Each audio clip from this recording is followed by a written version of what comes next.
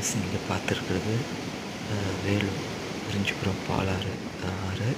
அது மட்டும் இல்லாமல் இந்த புயல் அச்சுறுத்தலானது சென்னையை 3 நாட்களாக சென்னை மக்களையும் மற்றும் அனைவரையும் அச்சுறுத்தியது. ஆனால் இது புயலானது மாற்றம் ஏற்பட்டு இதன் மூலமாக வேலூர், கடலூர், திண்டிவனம், விழுப்புரம், புதுச்சேரி போன்ற பகுதிகளில் மழைப்பொழிவும் மற்றும் ஆற்றில் காட்டாற்று வெள்ளங்களும் ஏற்பட்டு காணப்படுகிறது. இன்று வேலூரில் பெரும்பான்மையான பகுதிகளில், முக்கியமாக ஜமுனாம்பத்தூர், அமிர்தி, அணைக்கட்டு போன்ற பகுதிகளில் உள்ள அனைத்து ஆறுகளும் நிரம்பி வழிந்து ஓடுகின்றன. எனவே பொதுமக்கள் யாரும் அந்த பகுதியில் சென்று செல்ஃபி எடுக்க வேண்டாம் என்று மிகவும் தாழ்மையுடன் கேட்டுக்கொள்கிறேன். நன்றி.